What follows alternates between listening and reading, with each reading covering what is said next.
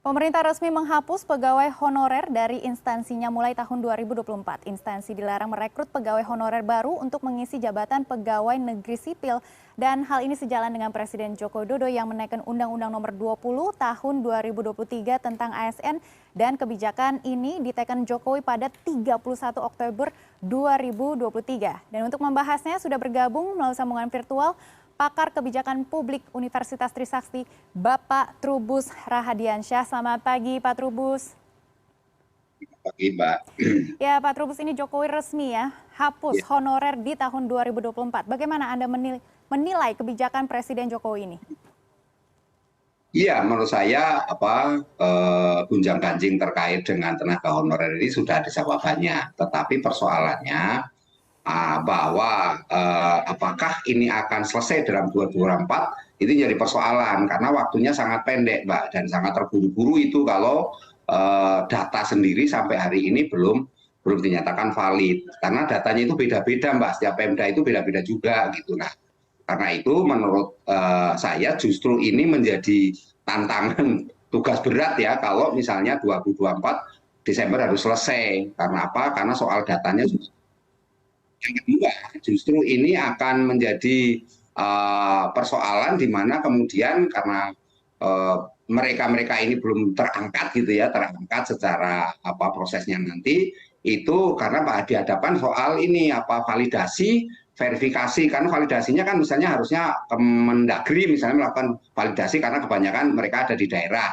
Tapi kemudian juga ada verifikasi dilakukan oleh Badan Kepegawaian Negara misalnya, dan di situ kemudian dilakukanlah pengangkatan oleh Kemenpan RB, Kementerian Aparatur Sipil Negara. Nah, jadi dalam hal ini menurut saya proses itu kan harus clear, jelas. Nah, kalau itu nanti tidak selesai sampai 2024 karena waktunya sampai Desember ini idealnya waktunya sangat kurang karena untuk mendata 2,3 juta ini banyak sekali. Dan itu tidak bisa dalam waktu Bandung Bondowoso langsung selesai semua, dan ini akan menjadi persoalan rumit. Yang ketiga dalam hal ini, Mbak, menurut saya ada persoalan kalau tidak hati-hati, ini pemerintah kan banyak kejebak nanti di persoalan banyaknya titipan. Nah, kalau ini nanti banyak titipan di daerah-daerah ini mereka menitipkan, nah ini yang menjadi problem adalah mereka-mereka yang misalnya mereka sudah bekerja lama, sudah 10 tahun, 11 tahun, bisa tergeser oleh mereka yang baru karena titipan itu. Nah, ini nanti kalau misalnya tidak ada pengawasan yang ketat, nah ini akan sulit, Mbak. Jadi ini meskipun Undang-Undang Nomor 5 Tahun 2015 sudah direvisi, sudah diketok, tetapi ini PP-nya belum ada, dan PP ini kan masih dalam proses perancangan. Apa PP-nya akan clear dalam waktu tempo yang sesingkat-singkatnya ini, saya rasa juga belum, karena kan membutuhkan pembahasan antar kementerian. Saya itu, Mbak. Baik, Pak Trubus, baiknya ini PP-nya kapan harus keluar? Timeline yang Anda suggest itu seperti apa? Ya, idealnya itu PP-nya sudah ada, itu harusnya begitu undang kan ini waktunya tinggal, ini sudah bulan November, Desember, artinya kan tinggal waktu 1 tahun.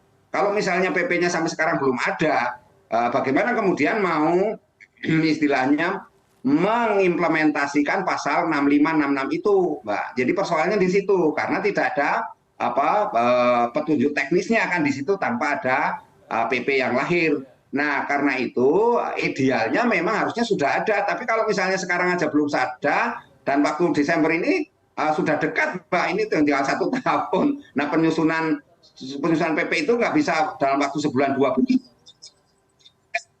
baru selesai. Nah, kemudian dari situ bagaimana kemudian tingkat di daerah implementasinya kan, karena apa? Karena tadi persoalan data tadi. Nah, ini belum lagi nanti kaitannya dengan tahun politik ini, situasi politik akan terus membuat situasinya serba dipolitisasi, Mbak, itu masalahnya. Baik, Pak Trubus, kami simpulkan sedikit. Jadi ada 2 poin. Yang pertama adalah 2,3 juta honorer datanya masih belum diverifikasi, dan tentunya ini PP yang masih kita tunggu juga. Apa saja kendala? Kenapa PP ini belum keluar dan kenapa data-data tersebut juga masih belum bisa diverifikasi dengan jelas? Iya, PP itu keluar kan harus menyesuaikan dengan undang-undang yang ada. Undang-undangnya baru diketok kemarin, kan itu artinya belum dalam bulan ini. Nah, di satu sisi untuk menyusun PP ini kan membutuhkan masukan, ada sisanya partisipasi publik juga di situ karena meskipun konteksnya pembahasan antar kementerian Pak, tapi juga ada partisipasi publik di situ. Jadi ini yang menjadi problem di situ. Yang kedua, menurut saya data itu sendiri sampai hari ini beda-beda antar kementerian, antar ini pusat dan daerah kan itu. Nah ini untuk data di daerah. Nah jangan sampai kemudian nanti ada data lagi muncul lagi lebih dari 2,3 juta lagi, lebih lagi. Sementara ini patokan pemerintah kan 2,3 juta. Nah, data itu sendiri sampai sekarang belum jelas clear apakah data itu betul-betul valid sejumlah itu. Jangan sampai kemudian nanti malah membengkak lagi. Nah, tentu kalau dari konteks kebijakan ya niatnya baik dalam rangka untuk menata ulang mengait dengan tenaga honorer ini, tetapi bagaimana kolaborasi antara Kementerian Dalam Negeri, Kementerian Pan-RB, kemudian dengan Badan Kepegawaian Negara dan kementerian yang lain yang terkait, ini kan butuh satu kolaborasi yang membutuhkan proses juga Mbak, sehingga PP yang lahir nanti betul-betul adalah lahir dari undang-undang yang baru. Kalau PP yang selama ini ada itu undang-undang sebelumnya Mbak, undang-undang sebelum direvisi memang sudah ada, dulu sudah disiapkan oleh Kemenpan-PAN, oleh pemerintah sudah disiapkan PP-nya, tapi itu rujukannya undang-undang yang lama. Nah sekarang kalau undang-undang yang baru ini kan belum. Nah belum dalam waktu yang harapan Bapak Presiden sampai 2024 Desember selesai, ini kan jadi sesuatu yang sangat berat sekali Mbak, karena data itu tadi yang menjadi problem di mana daerah harus mengumpulkan dan kekhawatirannya banyak sekali titipan-titipan akan masuk juga gitu Mbak. Baik, dari segi kebijakan masih banyak yang harus dilengkapi. Dan bagaimana dari sisi pegawai honorer sendiri, Pak? Bagaimana nasib mereka selanjutnya? Iya, pegawai honorer ini tetap kan harus, menurut saya memang harus dites juga. Kan nggak mungkin, karena selama ini memang di antara mereka dulu ada tidak sesuai kompetensinya. Mereka hanya titipan, namanya titipan kan, artinya rekrutmen yang oleh kepala daerah, karena kepala daerah waktu itu sedang atau kampanye atau sedang melakukan penjaringan dukungan, biasanya mereka memanfaatkan tim ses itu. Nah tim ses ini kemudian di antara mereka itu kemudian dimasukkan sebagai tenaga honorer. Nah karena mereka jadi tenaga honorer, kemudian harapannya kan mereka diangkat menjadi PNS, tetapi yang terjadi banyak di antara mereka tidak sesuai kompetensinya, pendidikannya juga nggak sesuai. Nah karena itu kedepannya ini harus dites. Kalau nanti tidak tes seperti yang terjadi dulu pada era Pak SBY, maka banyak sekali orang yang dampaknya itu layanan publiknya jadi ini melambat Mbak. Karena reformasi birokrasi kita terus berjalan lambat. Karena karena banyak sekali ASN yang memang tidak sesuai kompetensi yang sudah diangkat pada era Pak SBY dulu.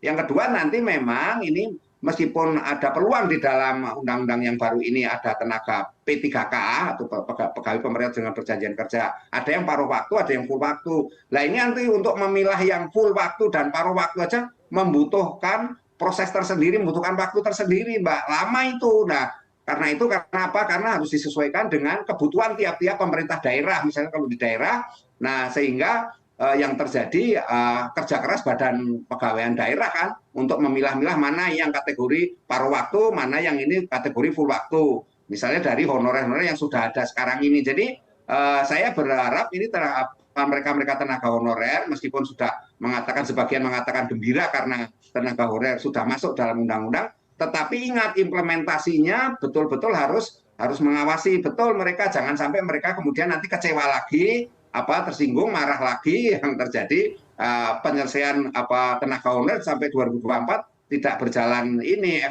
efektif gitu, dan bisa saja nanti molor lagi. Kalau sudah molor lagi nanti ganti pemimpin, ganti kebijakan lagi Mbak. Nah ini repot lagi meskipun undang-undang sudah mengamanatkan itu, tetapi PP-nya juga belum ada. Nah, kalaupun ada PP-nya juga nanti tergantung juga dari kebijakan rezim berikutnya. Nah, belum tentu rezim berikutnya juga akan mengadopsi lagi istilahnya melaksanakan apa yang sudah di dalam undang-undang itu. Nah, ini kan juga harus dipantau kita bersama. Jadi menurut saya tenaga honorer harus menyiapkan diri untuk tes, menyiapkan diri untuk melakukan semacam uji kompetensi Mbak, sehingga mereka itu bisa dikategorikan siap untuk menjadi ASN. Itu aja Mbak. Baik Pak Trubus, kami akan terus memantau perkembangan kebijakan pegawai honorer ini. Terima kasih Pak Trubus sudah